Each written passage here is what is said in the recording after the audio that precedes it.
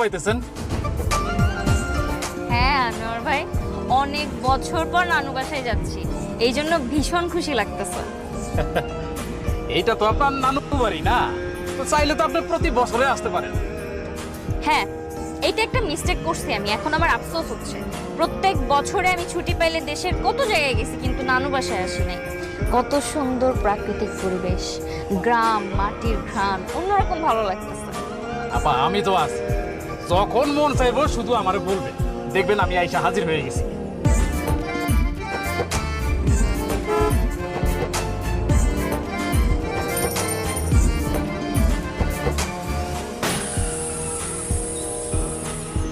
এই এই বদমাশ পোলাপান, এই খাড়া খাড়া হইতেছি।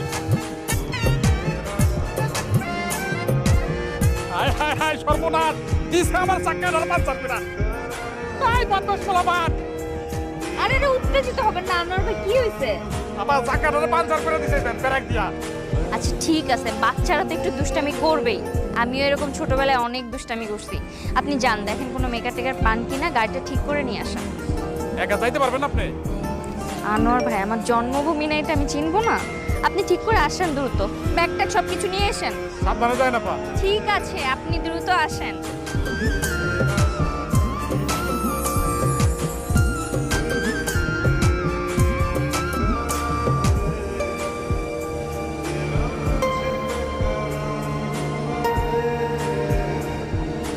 এতক্ষণ তো লাগার কথা না। সে কখন ফোন করে বলল যে বাজার পার হয়েছে, এতক্ষণ লাগার কথা বলতো। আম্মা, রাস্তাঘাটে আবার কোনো বিপদ আপদ হইল না তো? কেমন কথা বলো? তোমার মুখে শুধু আজে বাজে অনুক্ষণে কথা। এত আদিত্যতার কি আছে? শহরের মেয়ে 2 দিনের জন্য বেড়াইতে আসতেছে, তার জন্য তোমাদের এত টেনশনের কি আছে আমি সেটাই বুঝলাম। আরে তুই তো একটু আগে যা দেখতে পারোস, কি অসুবিধা হইলো? আমার এত ঠেকা পড়ে নাই যে তোমার নাতনির জন্য এখন আমি রাস্তায় যাব।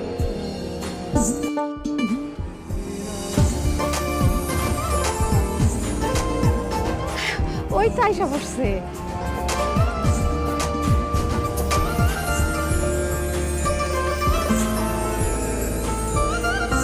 নানু, এই যে আমার নানু। কেমন আছো নানু? খুব ভালো আছি, খুব ভালো আছি। কিন্তু এতকাল পরে নানুর খবর নিলে হবে? হ্যাঁ, নানুর খবর নিতে তো আমি আসলাম, নানু তো আমার খবর নিতে ঢাকা যেতে পারে, তাই না? আসসালামু আলাইকুম মামা। ওয়ালাইকুম সালাম। কেমন আছেন মাম্মি? ভালো আছি, তুমি ভালো আছো? জি আলহামদুলিল্লাহ। এত ইমোশনাল হওয়ার কিছু নাই দাদি, 2 দিনের অতিথি, 2 দিন পর আবার শহরে চলে যাবে।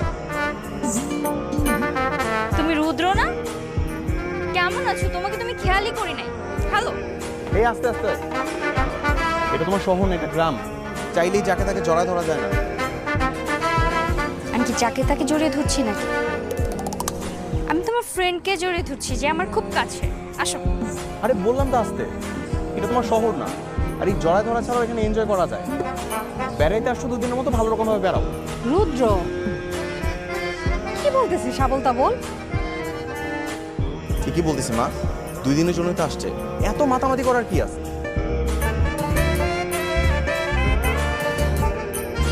তোমার ছেলের কি কথাবার্তা। মা নওনি, তুমি কিন্তু কিচ্ছু মনে করো না, ও একটু ওরকম আছে, ঠিক হয়ে যাবে।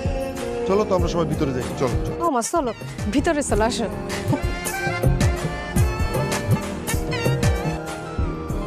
নবনী, কি ব্যাপার? কি এখনো মন খারাপ করে বসে আছিস? তো মন খারাপ করবো না? ও আমাকে কিভাবে অপমানটা করলো? ছোটবেলায় ওর সাথে আমি কত মজা করছি, ও কিভাবে পারলো এটা? আচ্ছা ওর কথা বাদ দে না, একটুখানি রাগ করেছে, কতক্ষণ পরে রাগটা চলে যাবে। ঠিক হইলে হইছে, না হইলে নাই। চত্বরশো কত প্ল্যান করে আসছিলাম ওর সাথে, পুরো গ্রামটা আমি ঘুরে দেখবো, আমার সব প্ল্যান মাটি করে দিল। আরে মাটি হবে কেন, তুই সব আনন্দ করবি, ঘুরবি ফিরবি সবকিছু করবি। আচ্ছা ওসব চিন্তা বাদ দে না, আমি তোকে খেতে ডাকতে এসেছি, চল খাবি, ওঠ। জুতাটা পরি।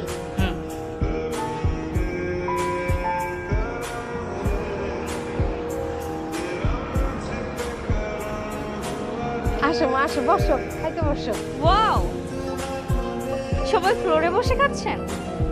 ও মাই গড, আমি তো খুবই এক্সাইটেড এভাবে খাওয়ার জন্য। ঢাকাতে তো ডাইনিং এ ছাড়া খাওয়ার সুযোগই হয় না। মা, তোমার গেস্টের জন্য ডাইনিং টেবিলের ব্যবস্থা করে দাও। সে কিন্তু আবার আমাদের মতো ফ্লোরে বসে খেতে পারবে না। না না না, আমার জন্য ডাইনিং টেবিল লাগবে না। আমি তো ফ্লোরে পাটি বিছিয়ে সবার সাথে খেতে চাই। মা, আজকে যদি ফ্লোরে বসে খাওয়াও, কাউকে কিন্তু বলবে ও বাবা গো আমার কোমর ব্যথা করতেছে নিচে বসে খেতে খেতে। কি সমস্যা তোমার? আসার পর থেকে দেখছি তুমি আমার পিছে লেগে আছো, একটার পর একটা খোঁচা মারার কথা বলেই যাচ্ছ। হ্যাঁ, আমি বুঝতে পারছি তোমার আমাকে সহ্য হচ্ছে না, ভালো লাগছে না, কিন্তু সবার সামনে এইভাবে বারবার তুমি আমাকে ইনসাল্ট করতে পারো না। মামি, ওর খাওয়া শেষ হলে আমাকে দেখে না মেশে খেয়ে নবনী, আরে বস না, বস, রাগ করিস না। না না, আমি এখন খাবো না। মা তুমি বসো তো, ও একটু এরকম দুষ্টামি করে সবসময়। আমি তো বলছি বসো না প্লিজ। সরি মামা, আমি এখন ওর সাথে বসে খেতে পারবো না, কারণ বিষয়টা আমার ইগোতে লাগছে। রুদ্র, এটা কি ধরনের ব্যবহার? হ্যাঁ, ও আসছে পর থেকে দেখছি যে তুই ওর সাথে খারাপ ব্যবহার করছিস। কেন করিস? হ্যাঁ, আমি যেন আর কখনো খারাপ ব্যবহার করতে না দেখি। শোনো বাবা, তোমার আচরণ ঠিক করো। তোমার আচরণ কিন্তু দিন দিন অনেক খারাপ হয়ে যাচ্ছে। ও হচ্ছে আমাদের বাড়ির গেস্ট।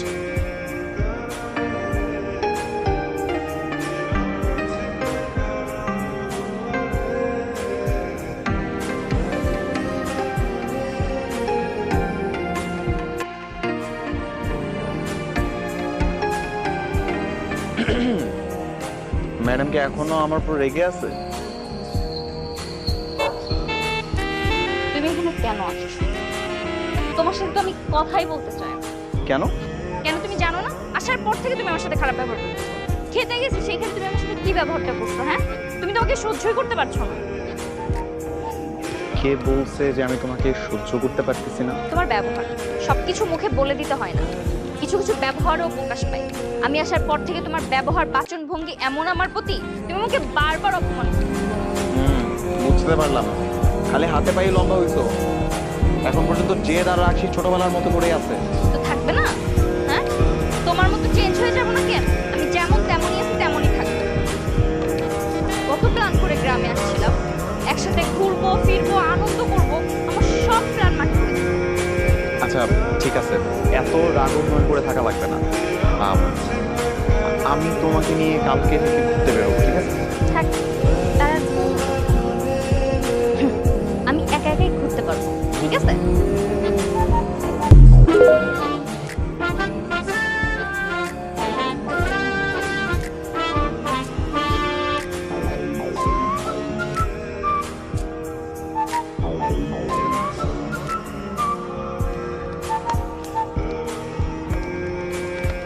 মামি কি করেন? পিঠা বানান? আমাকে ডাকলেই পারতেন। এই গরমের মধ্যে তুমি রান্না করে এসে কি করবা? এই জন্য ডাকি। ভাবছি পিঠাগুলি বানানো শেষ হইলেই তোমার ডাক দিব। ও মা, আমি আপনার সাথে পিঠা বানাইতাম, আপনাকে সাহায্য করতাম। তুমি বানাইতে পারবা? আরে না, তুমি পারবা না। মামি কি যে বলেন না, আমার মা মানে আপনার ননদিনী আমাকে হাতে ধরে ধরে সবকিছু রান্না করা শেখাইছে। আমি পারি, দেন আমি একটু পিঠা বানাই। আচ্ছা ঠিক আছে, নাও বানাও। থ্যাংক ইউ মামি। নাও ধরো। আমি খাবো না, কারণ আমার ইচ্ছা নেই। তোমার জন্য বানানো হয়েছে, তুমি খাও। আমি তো খাবোই, কিন্তু আগে তোমাকে খাইতে হবে। নাও ধরো। আরে বাবা, আমি খাবো না, বারবার বলতেছি খাবো না, তুমি আমাকে জোর করে খাওয়াবো না। যদি নিজে থেকে না খাও তাহলে জোর করেই খাওয়াবো। নাও ধরো। এটা অদ্ভুত ব্যাপার, একটা ছেলে সবসময় জোরাজোরি করবে, মানে কি অদ্ভুত। মামা বাড়ির আবদার পেয়ে এসে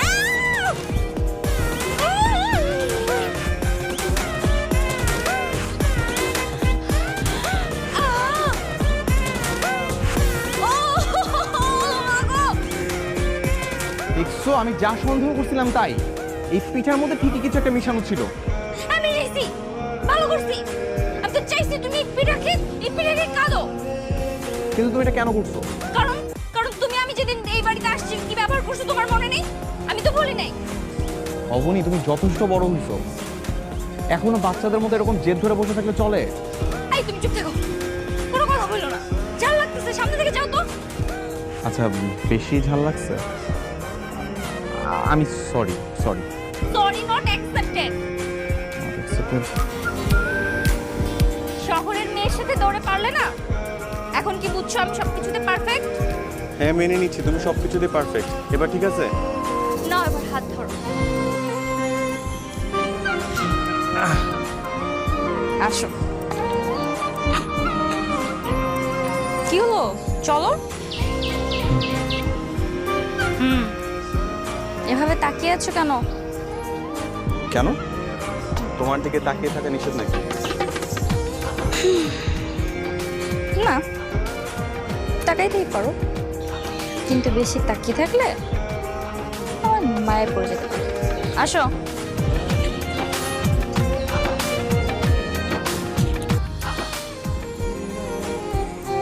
নবনী, গ্রামে এসে তোমার কেমন লাগছে মা? অনেক ভালো লাগছে মামা।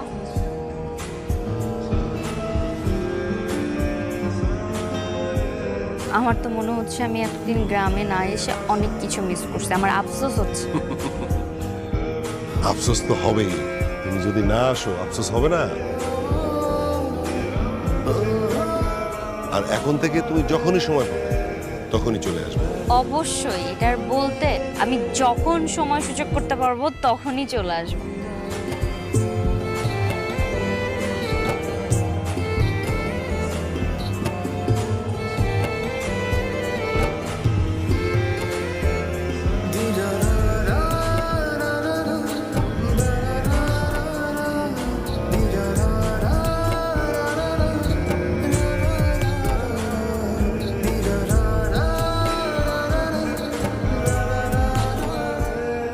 দাদু ভাই, শুধু তাকিয়ে তাকিয়ে দেখলেই হবে? কিছু বলতে ইচ্ছা করলে বলে দাও না। কি বলবো দাদু? তুমি একটু শেখা দাও না।